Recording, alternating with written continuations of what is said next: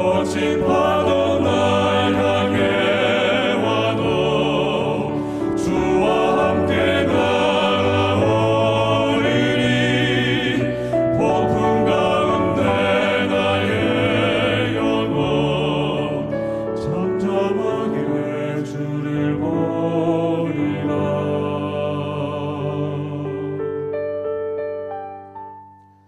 주님 안에 나가리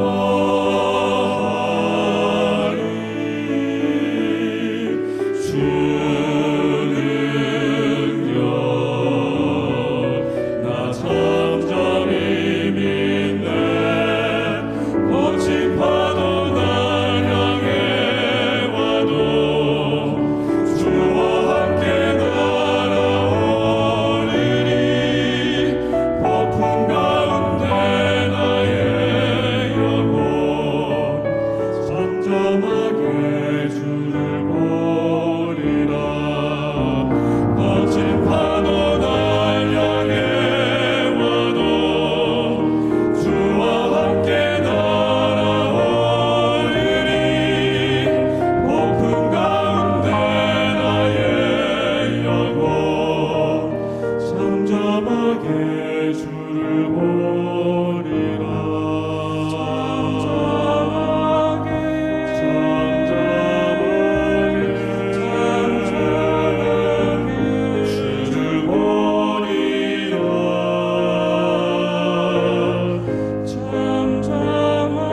주를 보리라. 잠잠하게 주를 보리라.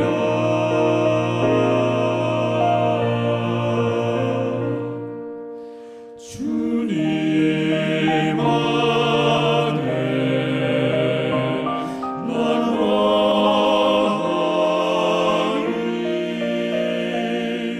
주 능력 나 잠잠히 믿네.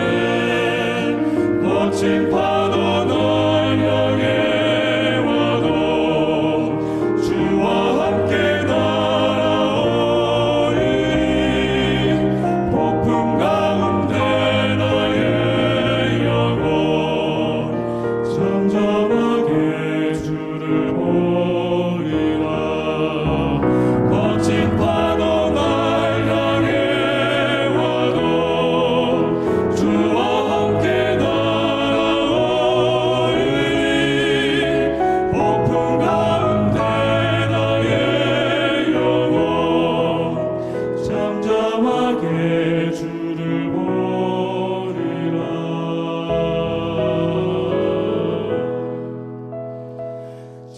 잠잠하게 주를 보리라.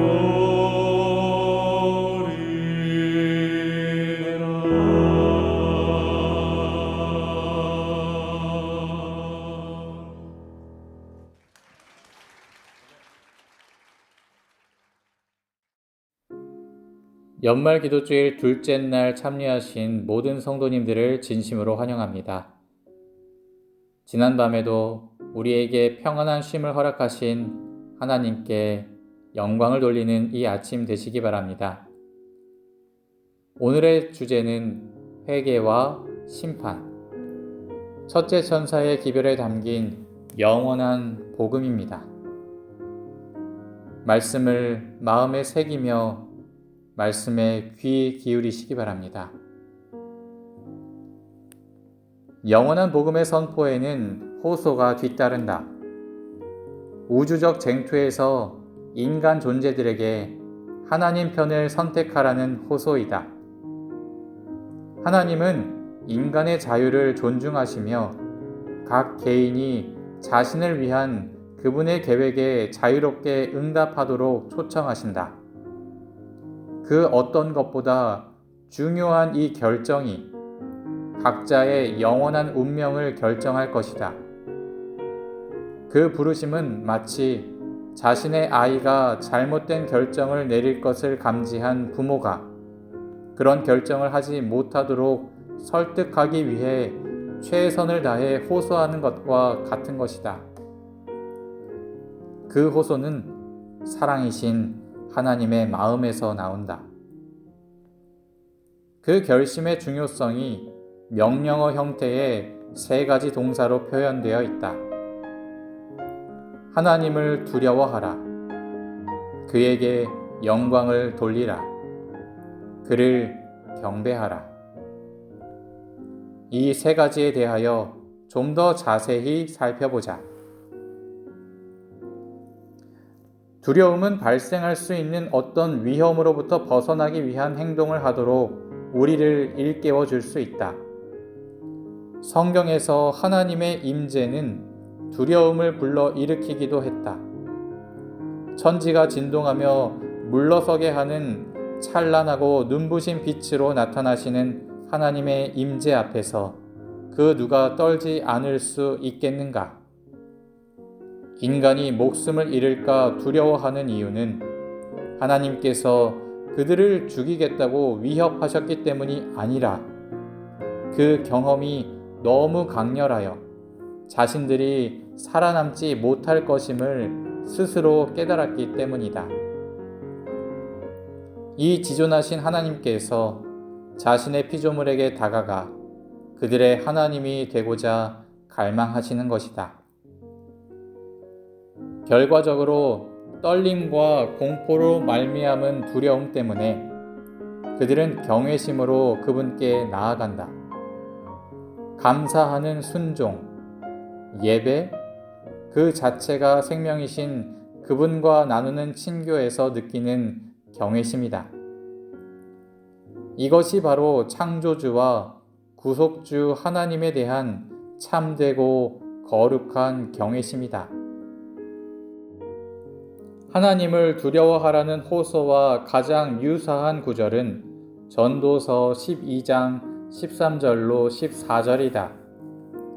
첫째, 두 구절 모두 명령형을 사용하여 이것이 긴급한 사안임을 나타내고 있기 때문이다.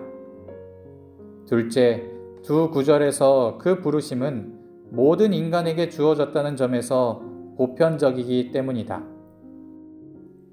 셋째, 하나님을 두려워하는 명령이 심판과 관련되어 있기 때문이다.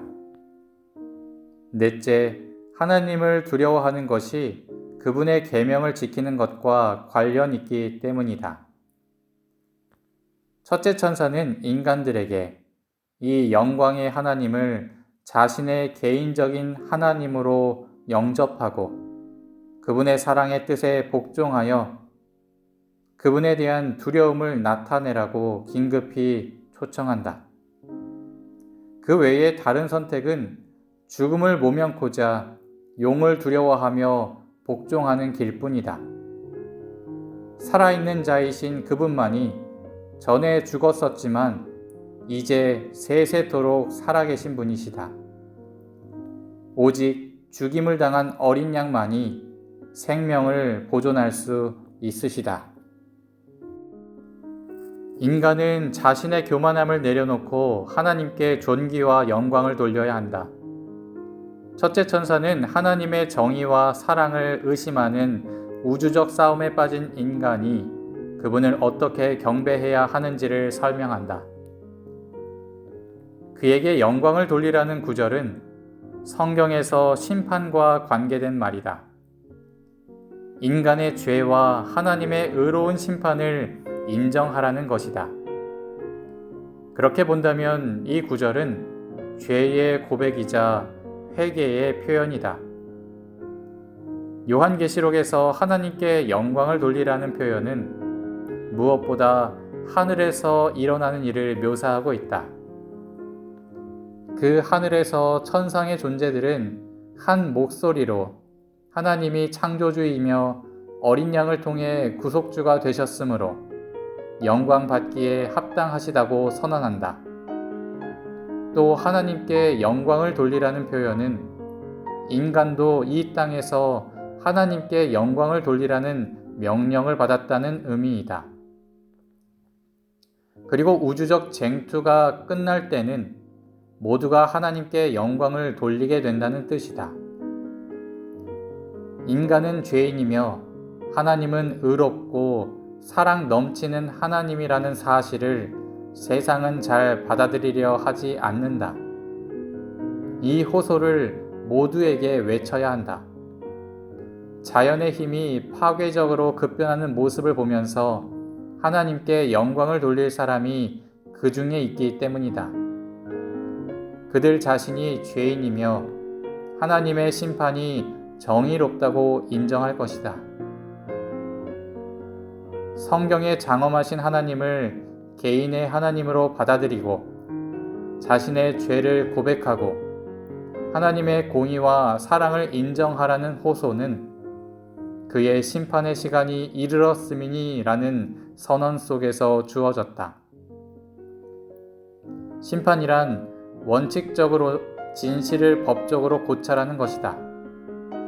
악의 세력이 사랑이신 하나님의 품성에 대한 본질을 공격하면서 우주적 차원의 범죄가 일어났지만 최종 심판에서는 그분의 이름이 분명히 드러날 것이다. 악인들은 용의 속임수를 지지했지만 심판에서 그들의 잘못이 밝혀질 것이다. 인간이 하나님을 두려워하고 그분께 영광을 돌려야 할 때는 바로 지금이다. 최후의 심판은 기독교의 교리이다. 성경에 따르면 최후의 심판은 세 단계로 구성된다. 첫 번째 심판은 하나님 백성의 삶을 조사하여 그들이 어린 양에게 헌신하는 믿음에 충실했는지 여부를 밝히기 위해 하늘에서 열리는 재림전 심판이다. 그리스도께서는 자기 백성을 심판하기 위해서가 아니라 구원하러 오신다.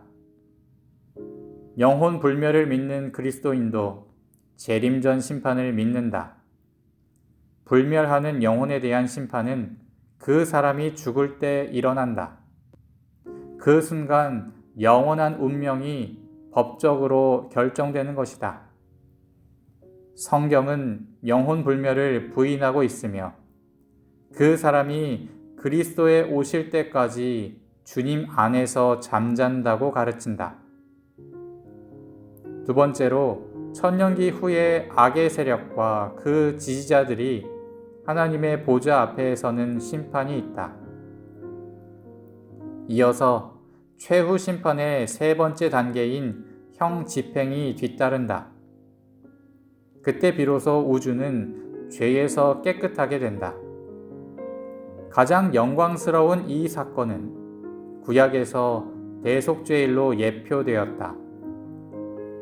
대속죄일은 사법적 절차가 하늘에서 시작되는 역사 속의 순간을 가리키며 하나님의 달력에 따르면 그때는 1844년이다. 대속죄일의 실체에 해당하는 시기에 살고 있는 우리는 인류에게 하나님을 두려워하고 그분께 영광을 돌리라고 호소해야 한다. 성경의 영광스럽고 초월적인 하나님은 우리의 하나님이 되고 싶어 하시지만 결정은 우리의 몫이다. 하나님이 그리스도의 십자가를 통해 우리 같은 죄인을 구원하고 자신의 무한한 사랑을 보여주셨음이 최후의 심판에서 확인된다. 우리는 그분을 두려워하고 그분께 영광을 돌리기로 우주적 싸움에서 어린 양의 편에 서기로 선택한 자들이다. 말씀을 생각하며 함께 기도하시겠습니다. 천지를 창조하시고 온 우주를 다스리시는 우리 아버지 하나님, 오늘도 우리에게 새로운 하루를 허락하여 주시니 참으로 감사합니다. 우리 모두가 하나님을 두려워할 수 있도록, 하나님을 나의 첫 번째로 삼을 수 있도록 도와주시옵소서. 특별히 오늘 하루 하나님께 영광 돌리는 삶을 살아가도록 삶이 예배요 예배가 삶인 하루를 보낼 수 있도록 우리 모두와 함께하여 주시옵소서. 우리를 사랑하시되 끝까지 사랑하시는 우리 구주 예수님의 이름으로 간절히 기도드리옵나이다. 아멘. 이제 개인적으로 기도하시겠습니다. 화면에 보이는 기도 제목을 가지고서 충분히 개인적으로 기도하시기 바랍니다. 오늘도 찬양과 기도 속에서 하나님과 동행하는 행복한 하루 되시기를 예수님의 이름으로 기도합니다. 감사합니다.